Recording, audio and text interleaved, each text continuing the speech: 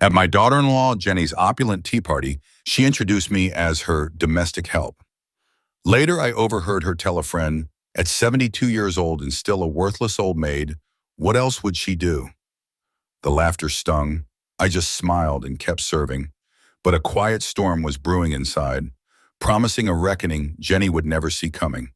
Like and share this story, and let me know in the comments where you're listening from.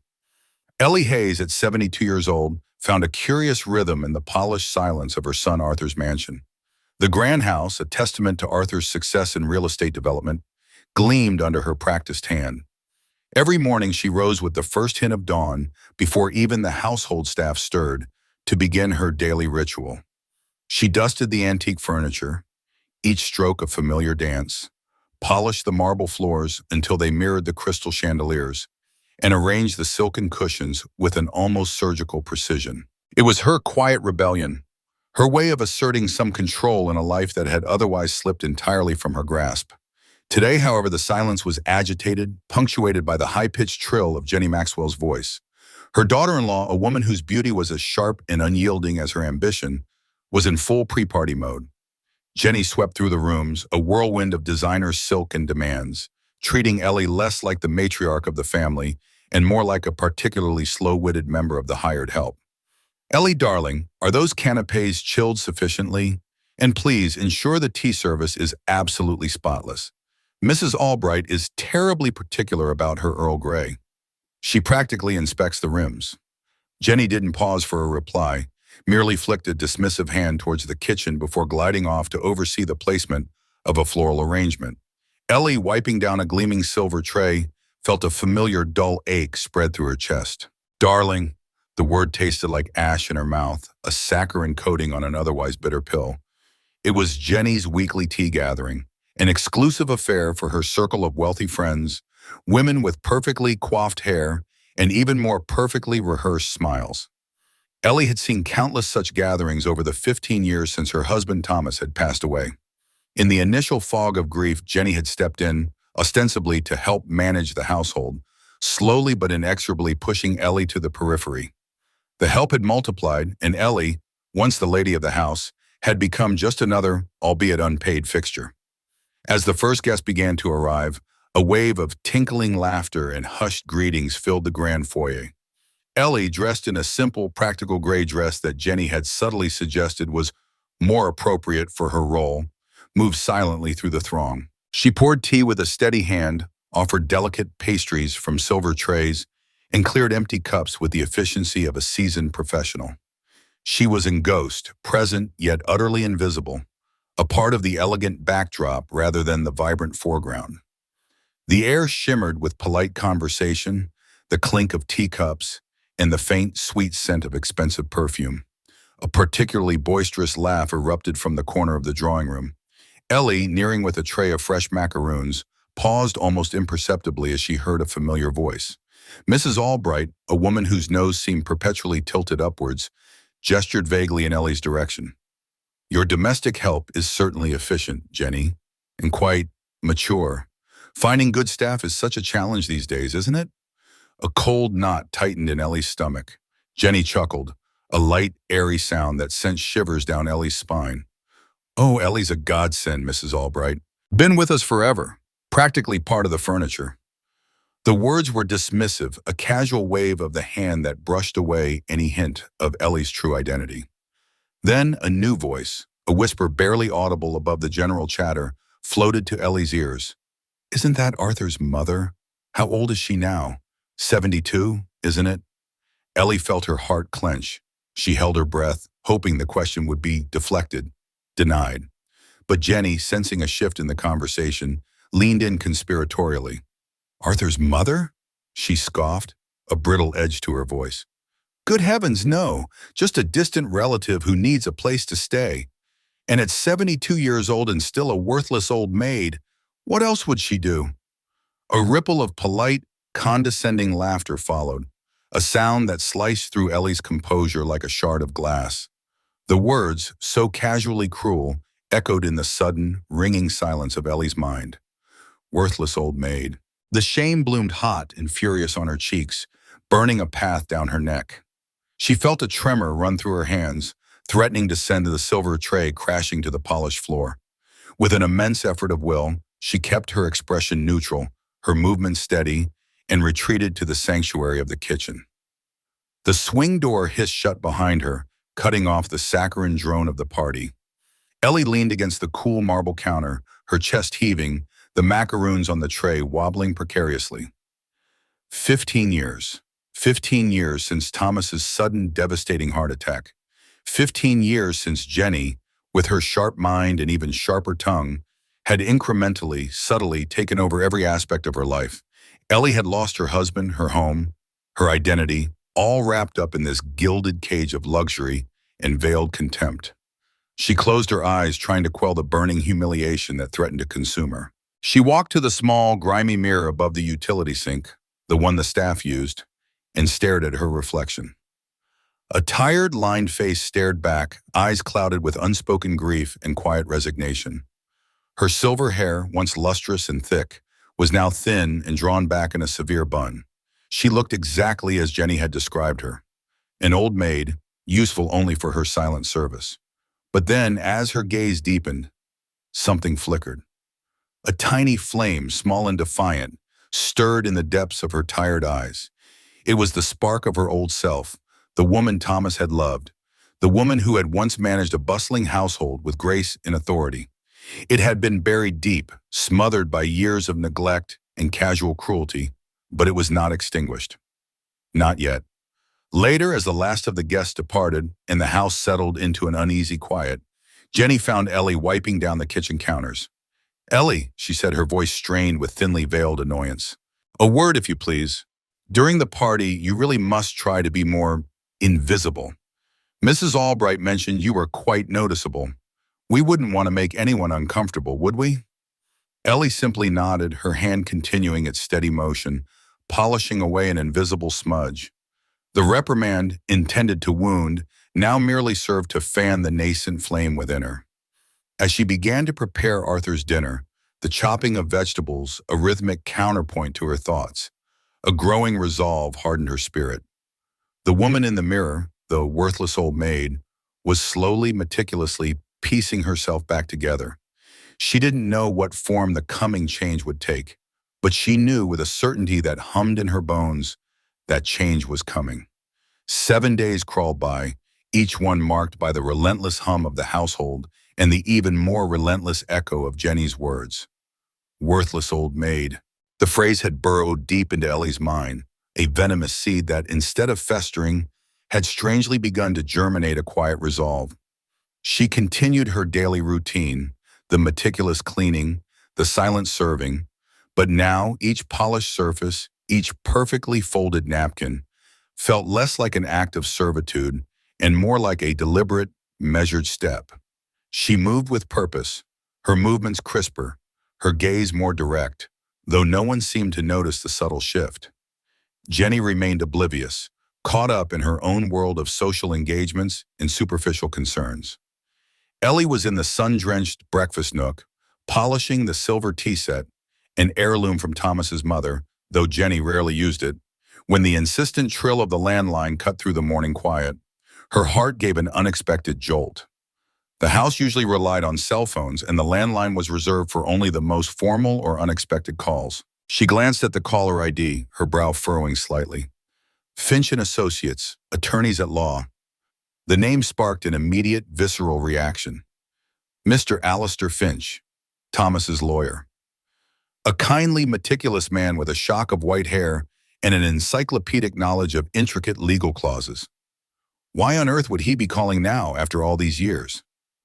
A cold knot of apprehension tightened in Ellie's stomach. She hesitated, then, driven by an inexplicable curiosity, picked up the receiver. "Ellie, is that you, my dear? It's Alistair Finch." His voice, though slightly aged, was instantly recognizable. Warm, steady, but with an undertone she couldn't quite place, a hint of excitement, perhaps, or urgency. "Mr. Finch," Ellie managed, her voice a little reedy. "It's been a long time. Is everything all right?" Yes, perfectly all right, more than all right, in fact," he chuckled, a sound that seemed almost giddy for the usually stoic lawyer. I know this must come as a complete surprise, but I've been poring over some old files. You know how dusty these archives can get. And I've stumbled upon some rather significant documents related to Thomas's estate. It seems there were some loose ends, shall we say, that were never properly tied up. 15 years, Ellie, 15 years in probate, and nobody seems to have noticed. Ellie's mind reeled. 15 years? Probate? But everything was settled, Mr. Finch, she said, confusion clouding her thoughts. Jenny handled everything after Thomas, after he passed. She assured me it was all taken care of, that I didn't need to worry my head about any of the complicated legalities. A brief, almost imperceptible pause stretched between them. Yes, well, Mr. Finch cleared his throat, a dry rustle. It appears certain aspects were overlooked, or perhaps deliberately obscured. What I've found pertains to some significant corporate holdings, Ellie. Holdings that surprisingly bear your name on several key documents. Shares, properties, even a trust fund that was established long before Thomas's passing, with very specific beneficiaries. Corporate holdings, her name? Ellie felt a dizzying sensation, as if the floor beneath her had suddenly tilted. She knew nothing of this. Thomas had been a successful businessman, of course, but his wealth had always seemed to flow through Arthur, through Jenny. She, Ellie, had always seen herself as a silent partner in his life, never in his business. Thomas, Mr. Finch continued, his voice gaining a new, almost reverent tone, was far more forward-thinking than any of us realized.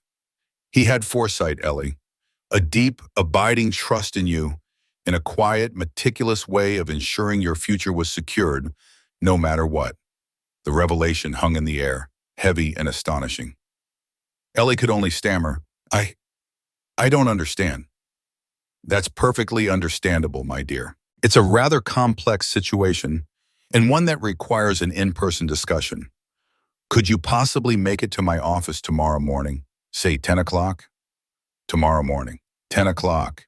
Ellie's mind immediately flashed to her carefully scheduled chores.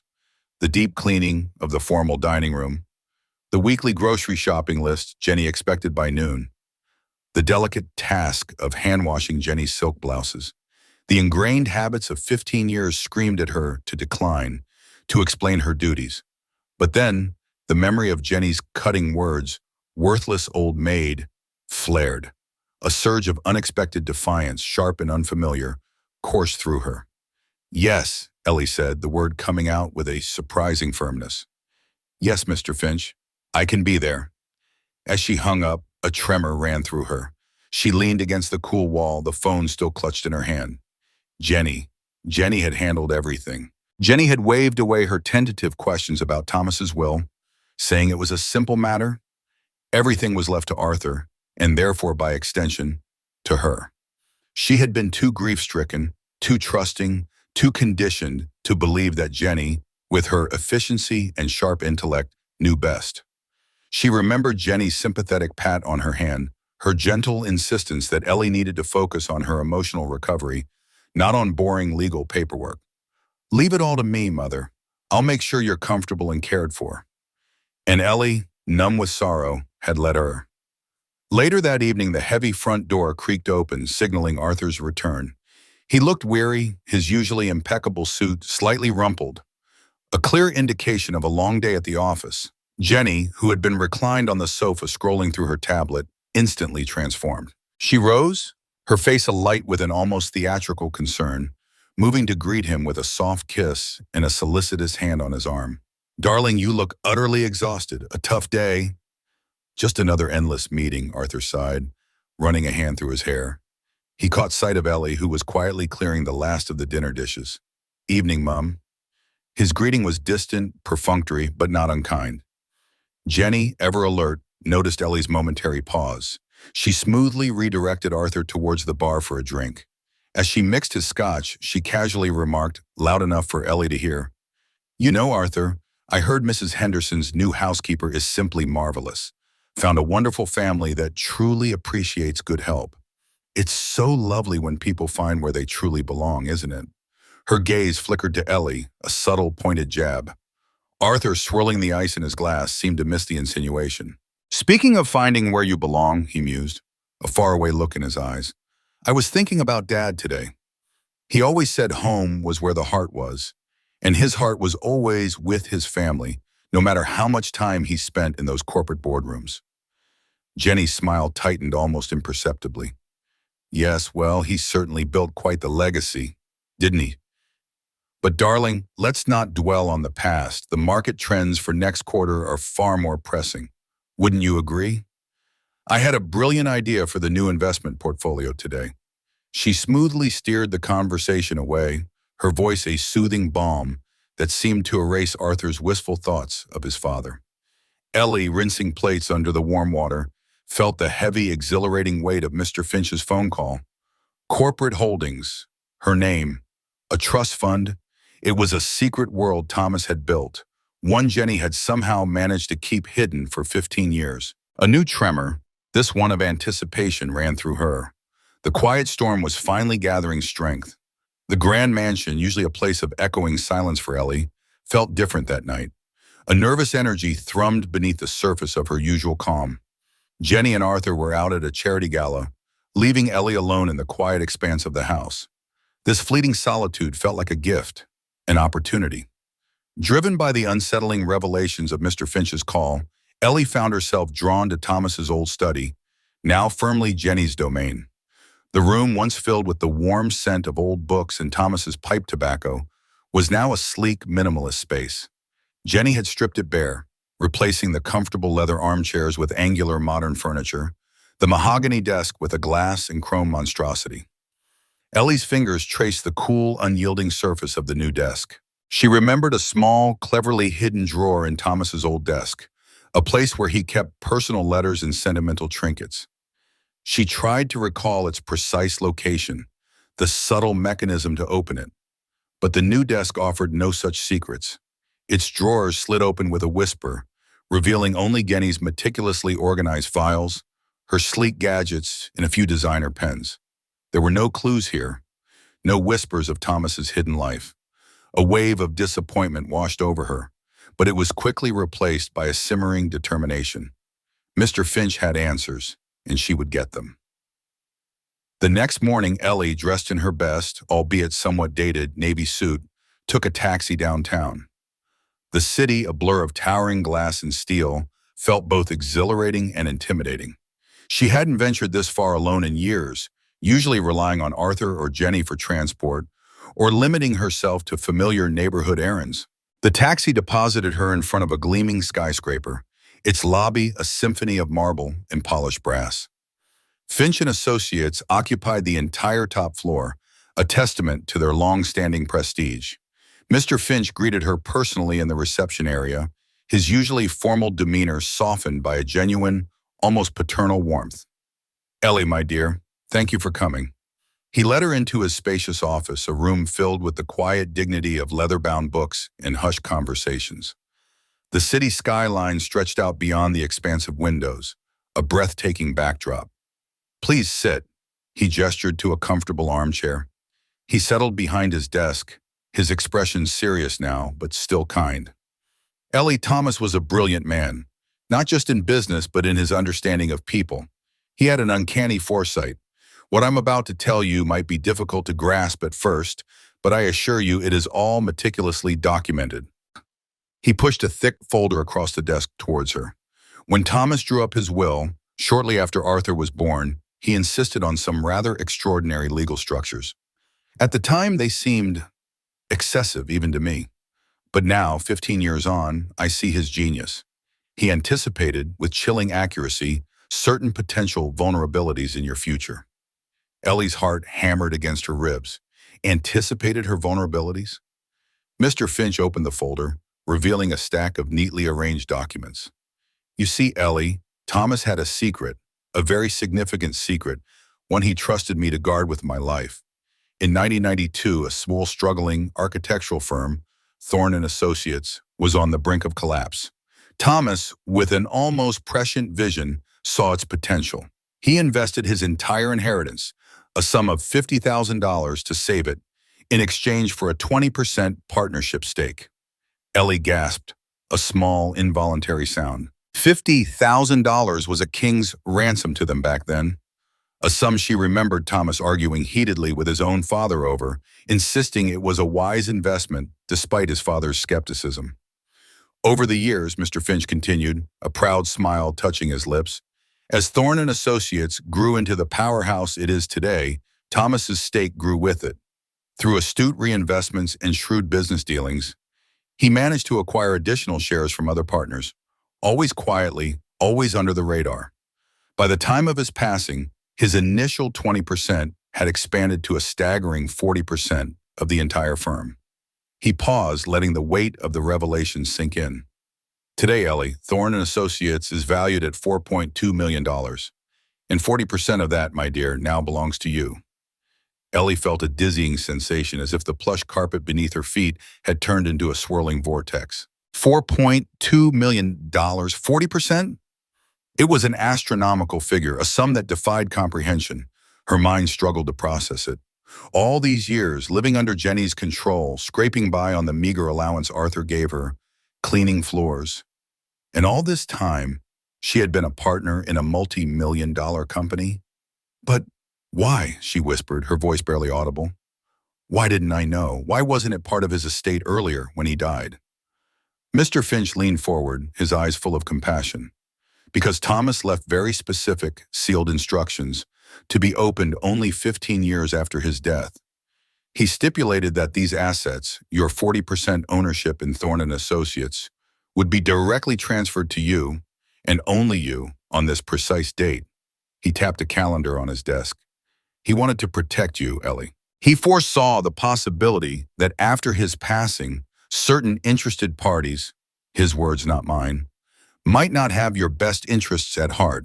He created this delay, this intricate legal labyrinth, specifically to ensure that by the time these assets became available, you would be in a position to claim them without interference. Ellie's eyes pricked with tears. Thomas. He had known. He had seen it all coming. Jenny's subtle marginalization, her calculated control, her slow erosion of Ellie's independence. He had loved her enough and understood her circumstances enough to engineer this extraordinary protection, a lifeline thrown across 15 years of her widowhood. The worthless old maid was in fact the owner of a significant portion of a multi-million-dollar empire. He also, Mr. Finch added, pulling another document from the folder, established a separate, substantial trust fund for immediate liquidity. $800,000 deposited directly into an account in your name, effective today. He wanted to ensure you had immediate access to funds, not just a long-term asset. $800,000, immediate liquidity. The sheer scale of it was overwhelming. Ellie stared at the documents, her name printed in bold letters on each one, a validation she hadn't realized she craved. Thomas hadn't just loved her, he had truly seen her, anticipated the lonely years, and meticulously planned her escape. With a trembling hand, guided by Mr. Finch's patient instruction, Ellie signed the necessary documents. Each stroke of the pen felt like an assertion, a reclamation of herself. The invisible maid was invisible no more. Now, Ellie, Mr. Fidim, Bond, Mir Finch said, closing the thick folder with a decisive snap. It's crucial that you understand the sensitive nature of this information. Apart from myself and my most trusted senior associate, no one in my firm, and certainly no one outside of it, is aware of these particular arrangements. Your privacy and the security of these assets has been Thomas's paramount concern, and therefore mine. Ellie nodded, a quiet understanding settling over her. This was Thomas's final meticulous act of protection. He hadn't just secured her financially, he had also safeguarded her secret. Mr. Finch then reached into a drawer and pulled out a single cream-colored envelope, slightly yellowed with age. Thomas also insisted I give you this, once all the formalities were complete. He handed it to her. Her breath hitched. On the front, in elegant, familiar cursive, was her name. My dearest Ellie. It was Thomas's handwriting, unmistakable and instantly evoking a wave of bittersweet nostalgia. Her fingers trembled as she took it, clutching the letter to her chest for a moment before carefully breaking the seal. Inside, the words were penned in the same steady hand, but imbued with a depth of emotion that brought an immediate sting to Ellie's eyes. My dearest Ellie, if you are reading this, it means 15 years have passed since I left you. And if I know you, my love, you have faced these years with the same quiet strength and grace that captivated me from the moment we met. But I also know, with a certainty that haunts me even now, that my passing would leave you vulnerable. I have always known that your gentle nature, your unwavering kindness, could be mistaken for weakness by those who prioritize ambition over genuine affection. If, in these intervening years, you have been made to feel small or worthless or dependent, then I want you to know that I saw this possibility and tried to protect you from it. The assets that are now yours are not merely money, my darling. They are your freedom. Your freedom to choose how you want to spend whatever years remain to you. Whether you wish to build a new life, travel the world, pursue a forgotten passion, or simply live in peace, this is your key. It is a testament to my enduring love and my unwavering belief in your worth, a worth that no one, absolutely no one, has the right to diminish. Live fully, my love. Live joyfully.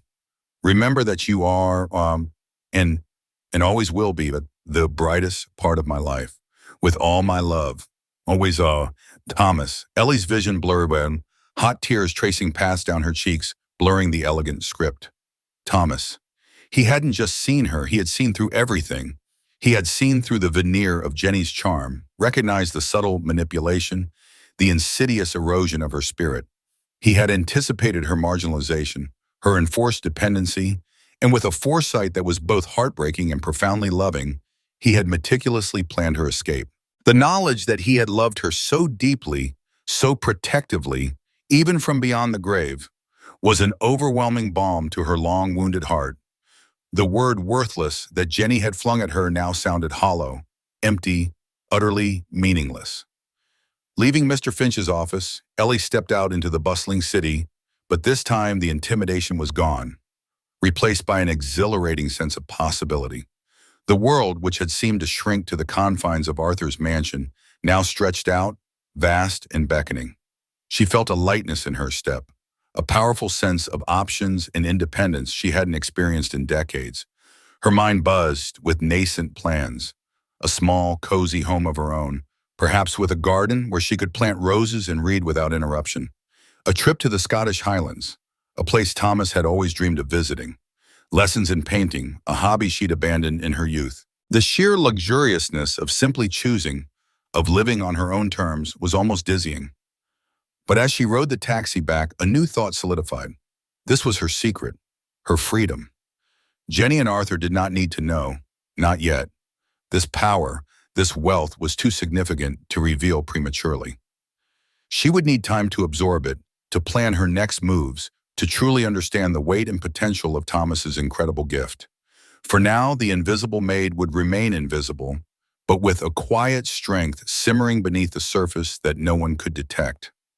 The mansion doors closed behind her with a soft thud. Before she had even taken off her coat, Jenny's sharp voice sliced through the silence of the foyer. Jenny stood with her hands on her hips, her expression a mixture of irritation and accusation. "And just where have you been, Ellie? I've been calling your mobile for an hour. The grocery list isn't done, and the gardener needs to know about the new rose bushes." Her tone was imperious, laced with the casual entitlement of someone accustomed to absolute obedience. "You should have asked permission before scheduling anything, you know. This is a busy household, and we rely on you." Ellie met Jenny's gaze, a quiet resolve in her own eyes. For years, she would have mumbled an apology, offered an excuse, rushed to placate her daughter-in-law. But today, something was different. The echo of Thomas's words, "your freedom," resonated within her. "I had an appointment," Ellie replied, her voice calm, even, betraying nothing of the maelstrom of emotion and revelation she had just experienced. She didn't offer details, didn't apologize, didn't justify.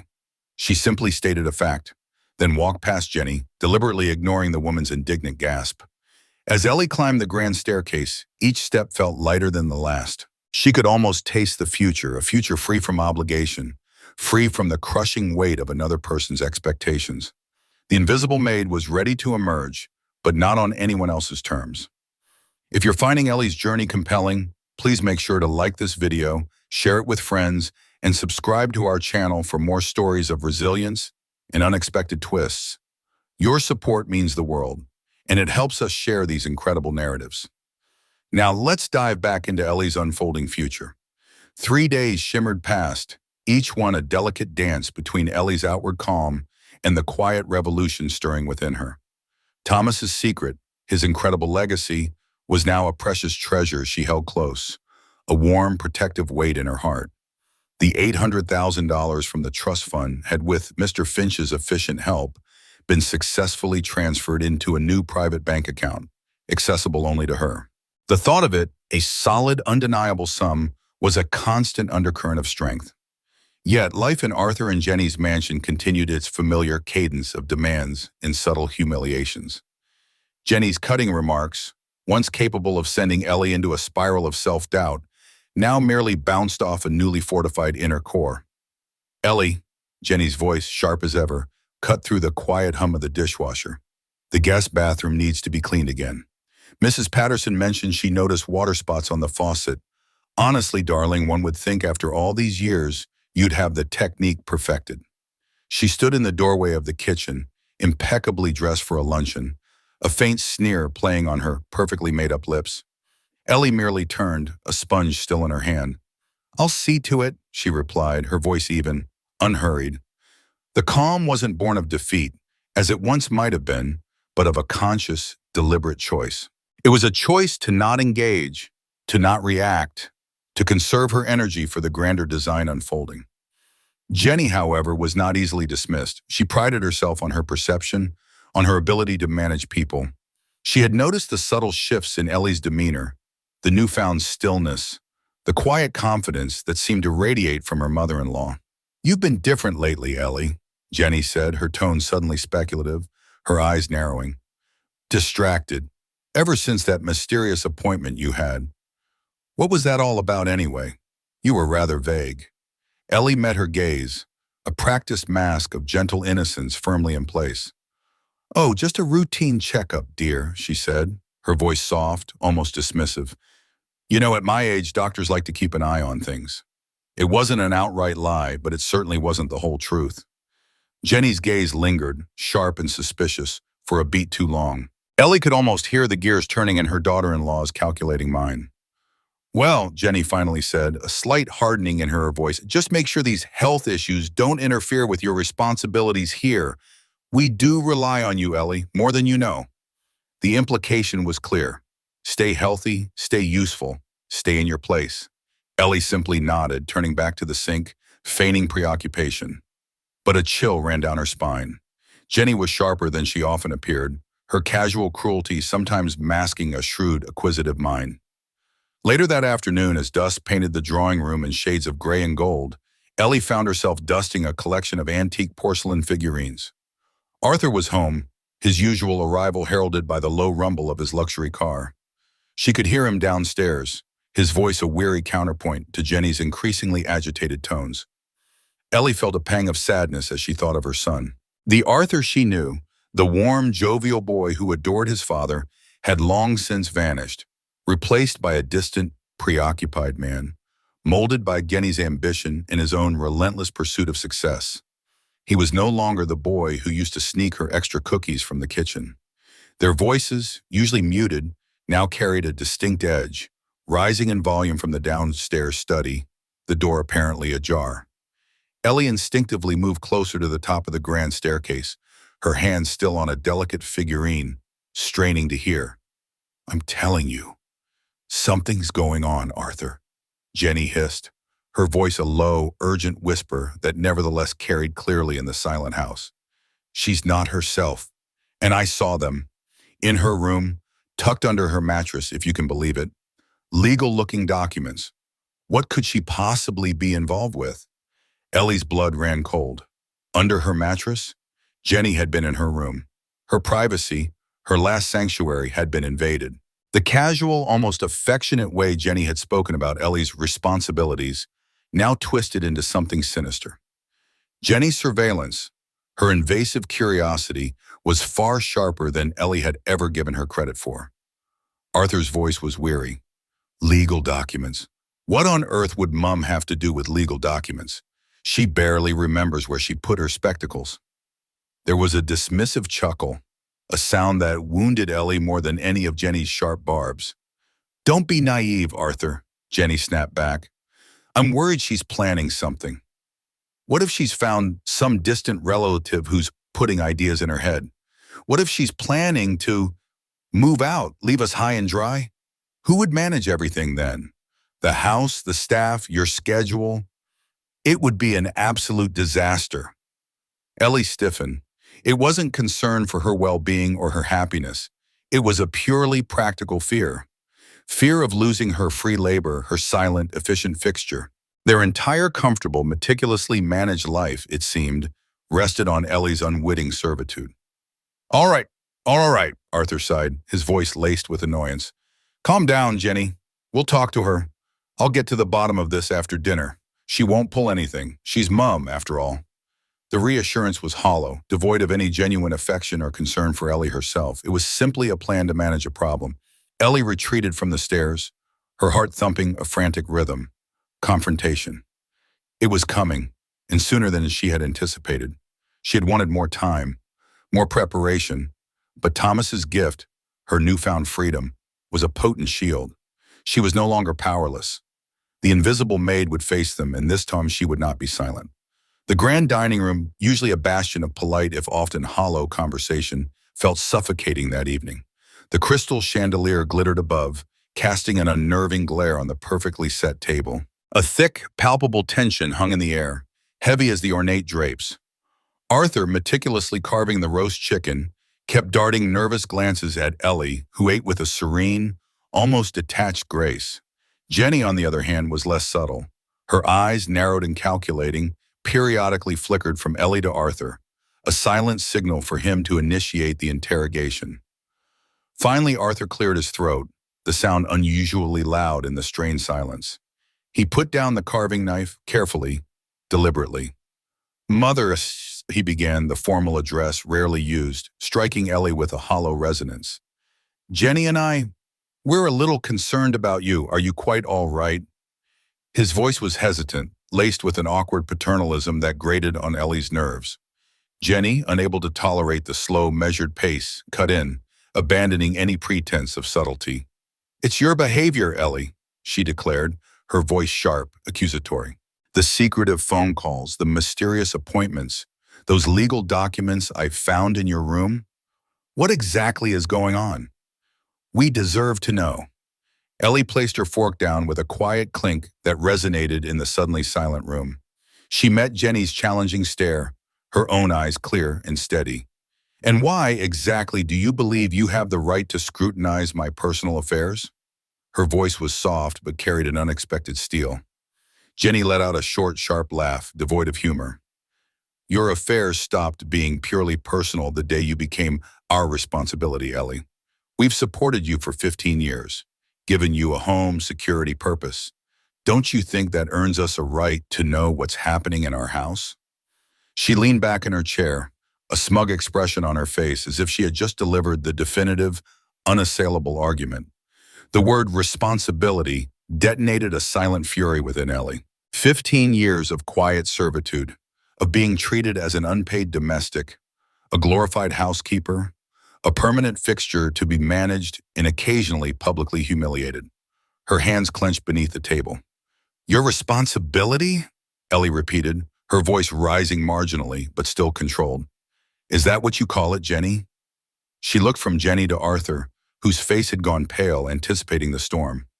Let me tell you both what that responsibility has truly entailed. She paused, taking a slow, steadying breath. 15 years ago, when Thomas died, you both were quick to assure me that everything was taken care of, that his estate was settled, that I, in my grief, didn't need to worry my silly head about legal matters. Her gaze was fixed on Jenny. What you failed to mention, what you conveniently overlooked, was that Thomas, my husband, owned 40% of Morrison Associates, a company now valued at $4.2 million. Arthur dropped his fork with a clatter. His jaw went slack, his eyes wide with shock. Jenny, however, didn't appear shocked, not entirely. Her eyes, those calculating eyes, widened, not with surprise, but with a sudden predatory hunger. The color drained from her face only to be replaced by a flush of avarice. And, Ellie continued, her voice gaining strength, he also established an $800,000 trust fund for immediate liquidity, also, apparently, overlooked by your meticulous management, Jenny.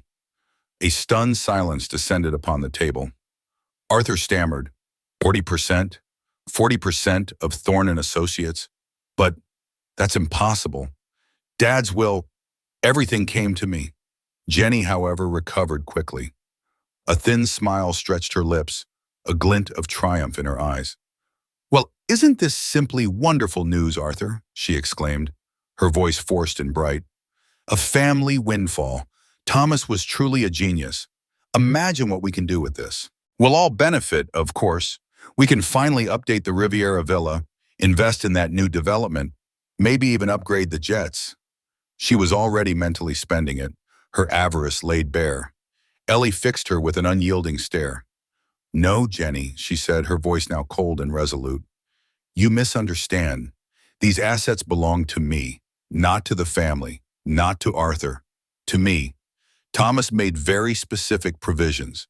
They were transferred directly to me 15 years to the day after his death by his express instructions. This money, this company stake, is mine. Jenny's face contorted, her carefully constructed composure cracking. Yours, after everything we've done for you? After giving you a roof over your head? Food on your plate? You selfish miser, you wouldn't share it. You would keep it all to yourself after we supported you for all these years? The veneer of civility had completely shattered. Supported me? Ellie's voice trembled, not with weakness, but with suppressed rage. You reduced me to unpaid household staff. You dictated my every move, dismissed my opinions, and humiliated me in front of your friends, calling me a worthless old maid. You let Arthur treat me like an inconvenience, a fixture in this house that occasionally needed dusting. Her eyes, blazing now, settled on her son. Arthur, tell me, when was the last time you looked at me and saw your mother? When was the last time you asked me how I was, not how the house was kept? When was the last time you spoke to me as a son to his mother, and not as a master to his servant? Arthur visibly flinched, unable to meet her gaze, his face a mask of shame and discomfort. Ellie pushed her chair back, the scrape a harsh sound in the silent room. You didn't support me, Jenny. You didn't give me a home or security or purpose. You've given me exactly what you needed me to have, to keep me useful, to keep me here, silent and compliant. And that, my dear, is something I will no longer tolerate. She stood up, tall and straight, an unfamiliar authority in her posture. I will be taking some time, she announced, her voice resonating with newfound power, to decide what I want to do with the rest of my life. A life that, thanks to Thomas, is now finally my own. Without another word, Ellie turned and walked out of the dining room, leaving Arthur and Jenny stunned and speechless amidst the uneaten meal and shattered illusions. The invisible maid had finally revealed herself, and the reverberations would be seismic. An artificial, brittle calm had settled over the mansion the next morning. The air, usually thick with Jenny's precise demands, was now permeated by a forced cordiality that was far more unsettling. Ellie moved through her morning routine, acutely aware of the shift, the silence amplifying the tension rather than easing it. Arthur was out early, presumably escaping the aftermath of the previous night's dinner. Jenny, however, was already in the kitchen, surprisingly, when Ellie came down. She wore a pastel silk robe, her hair impeccably styled even at this early hour, and a bright, almost saccharine smile painted on her face. Good morning, Ellie, darling, she chirped, a fresh pot of herbal tea steaming on the counter. I thought we could perhaps have a proper family discussion this morning about everything. Just us girls. Let's put all that unpleasantness from last night behind us, shall we? Ellie poured herself a cup of coffee, her expression carefully neutral. She knew this placating tone, this sudden attempt at reconciliation. It was Jenny's tactical retreat, a prelude to a new offensive. I'm listening, Jenny, she said, taking a sip. Jenny launched straight into it, her voice buzzing with barely contained excitement. Well, naturally, Arthur and I have been discussing this amazing news. $4.2 million, plus the trust fund. It's simply incredible. I've already made some initial inquiries. Arthur's career could really take off with this kind of capital. We could invest in his next big development, finally get that vacation home in Tuscany we've always dreamed of. And of course, we'll set up a proper fund for you, something substantial to ensure your comfort for years to come. It's a true blessing for the whole family. She spoke as if the money were already theirs, a joint venture with Ellie's name merely a formality. I appreciate your enthusiasm, Jenny, Ellie replied calmly, but I'm not ready to make any major financial decisions yet. It's a lot to take in. Jenny's smile tightened. Nonsense, darling. Strike while the iron's hot. I've done some research this morning. The market is ripe for investment. Delaying could mean lost opportunities. She had clearly spent the night, not in troubled sleep, but in a frantic calculation. I have an appointment this afternoon with Mr. Finch, Ellie announced, watching Jenny's reaction carefully. He's going to explain all the options to me. Jenny's eyes widened, a flicker of something close to panic crossing her face. Mr. Finch? Oh, Ellie, that's simply not wise. You need someone with a keen business mind, someone who understands the nuances of the market. Arthur has an MBA. He should absolutely accompany you. This affects the whole family, after all. The thinly veiled attempt to assert control was evident. No thank you, Jenny, Ellie said, her voice firm. I need to understand my options first, on my own terms. Then perhaps I'll consider family input. The refusal, polite but unwavering, left Jenny speechless for a rare moment. Ellie had just finished dressing for her appointment when her phone rang. It was Mr. Finch. His voice was a little more reserved than usual, a subtle shift that caught Ellie's attention. Ellie, I've had some rather curious inquiries this morning, and he began without preamble. From Thorne and Associates specifically, they've been asking very pointed questions about Thomas's estate, about the new shareholder. It's highly unusual given the confidentiality we've maintained for 15 years. I have a strong suspicion that someone in your family has contacted the company directly. Ellie's heart sank, then hardened with a cold certainty. Jenny, of course. The proper family discussion, the sudden charm offensive, her push for immediate investment, it had all been a calculated move to seize control, to leverage the information she had gleaned from snooping in Ellie's room. She had clearly wasted no time. I understand, Mr. Finch, Ellie said, her voice tight. Thank you for letting me know. Before she could even process this new development, her phone rang again. It was Arthur. His voice was anxious, a nervous tremor underscoring his usual professional composure.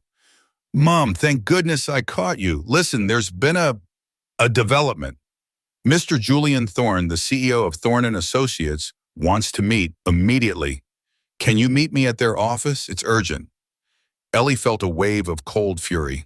They were moving fast, trying to box her in, to strip her of control before she even understood what she had. But the fear, the intimidation, was largely gone. In its place was a steely resolve. All right, Arthur, she said, her voice betraying none of her inner turmoil. I'll be there. This time, as the taxi carried her through the bustling city streets towards the Thorne and Associates building, there was no intimidation, only a quiet determination. She knew they would try to manipulate her, to undervalue her inheritance, to claim it as their own. But she also knew Thomas had prepared her for this. She arrived at the impressive modern building, its entrance emblazoned with a sleek corporate logo of Thorne and Associates. The lobby was even grander than Mr. Finch's, radiating an aura of power and wealth. Arthur met her, looking harried, already steering her towards a conference room. Inside, a formidable man with sharp eyes and an even sharper suit, Mr. Julian Thorne himself, sat at the head of a polished mahogany table. His expression was genial, but Ellie could sense the underlying pressure. Mrs. Hayes, Mr. Thorne began, rising to shake her hand, his grip firm. Thank you for coming on such short notice. We've just learned of your unique position within our company. As you can imagine, a sudden significant change in ownership can be quite disruptive. So to ensure a quick and amicable resolution for all parties, Thorne and Associates would like to offer you a straightforward proposition. We are prepared to purchase your entire stake for $2.5 million. $2.5 million, a significant sum to be sure, but Ellie remembered Mr. Finch's words. The company was valued at $4.2 million, and Thomas had owned 40%.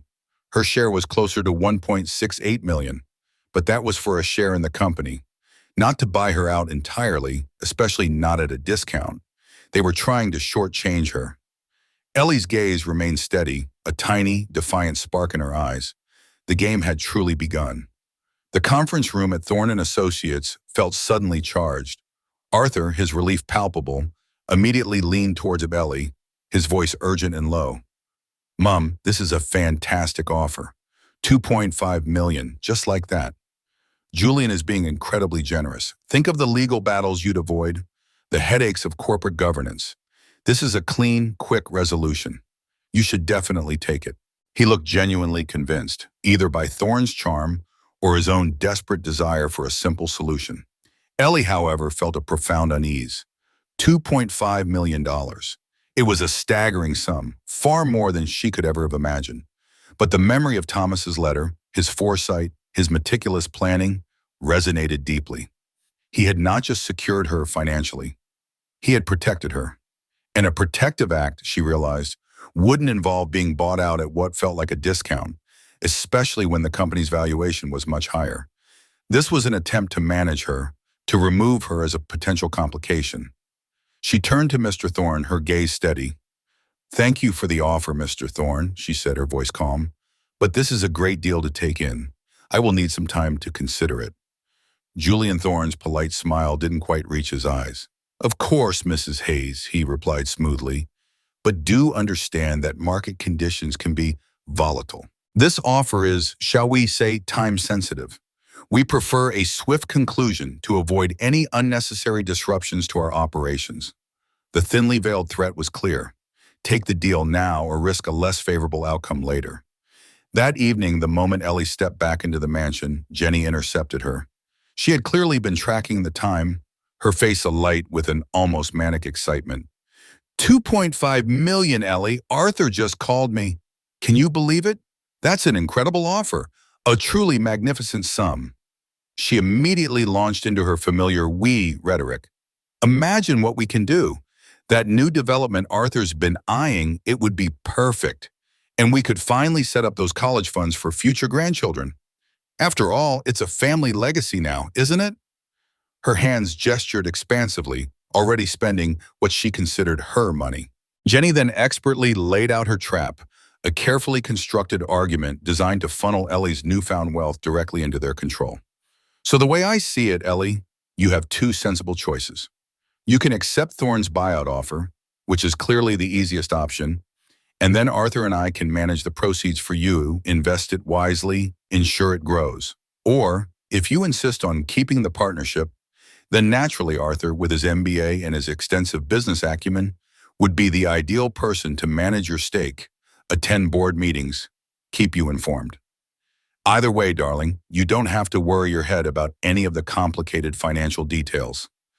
It was a neat little package, both options leading to the same destination, Jenny and Arthur's control. Ellie listened, her expression unreadable, letting Jenny weave her intricate web of supposed generosity and practical advice. When Jenny finally paused, breathless from her own persuasiveness, Ellie spoke. "You're right, Jenny," Ellie said, a small, almost imperceptible smile playing on her lips. "I think accepting Thorne's offer is indeed the simplest path." Jenny beamed, a triumphant glint in her eyes. Arthur, who had been hovering nervously in the background, let out a visible sigh of relief. "However," Ellie continued, her voice gaining a quiet, firm resonance, "I will be managing the proceeds myself. I appreciate your generous offer to handle my finances, but I believe it's time I took full responsibility for my own affairs." The relief on Arthur's face instantly evaporated, replaced by dismay. Jenny's smile faltered, then morphed into a look of outright disbelief and anger. "Manage it yourself?" she spluttered, her voice rising. "Ellie, that's completely irresponsible. You have no experience with multi-million-dollar investments. You'll squander it, You'll lose it all. You need professional guidance, and Arthur is right here." She stomped her foot, a childish display of frustration. Ellie simply met her gaze, her own unwavering. "I'm confident I can learn," she said, "and I have excellent legal counsel to guide me." She felt a quiet surge of power, a delicious sense of turning the tables. Later that night, when the house was finally silent and Jenny and Arthur were presumably stewing in their frustration, Ellie made a call. "Mr. Finch," she said, her voice clear and decisive, "I've thought about Mr. Thorne's offer. I've decided to reject it." A pause on the other end, then Mr. Finch's warm chuckle. "Excellent, Ellie. I had a feeling you might. And I must say I'm rather pleased." His voice took on a new excited tone. "You see, Thomas's 40% stake in Thorne and Associates is not just a financial asset. It comes with significant voting rights. In fact, due to a rather clever structuring of the partnership agreement, your 40% effectively gives you control over crucial decisions. You are, my dear, what we in the business call a kingmaker. Your vote can sway the future direction of Thorne and Associates." Ellie's breath caught in her throat. Kingmaker. It wasn't just money, it was power. Thomas hadn't just given her freedom, he had given her the means to shape her own destiny, and perhaps the destiny of a multi-million-dollar company. He had given her a voice, a leverage that no one, especially not Jenny, could ignore. A slow, deliberate smile spread across Ellie's face. Jenny wanted control. Arthur wanted a quick, easy resolution. They had underestimated her, just as they had underestimated Thomas. She would not accept Thorne's discounted buyout. She would not let Jenny or Arthur manage her money. She would use the power Thomas had meticulously bequeathed her. The invisible maid was ready to make a grand, unforgettable entrance. The silence of the pre-dawn hours felt different this time.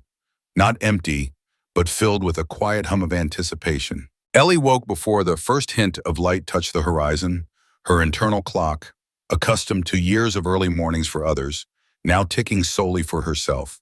Her two modest suitcases stood by the door of her room, packed with the few belongings she truly cherished.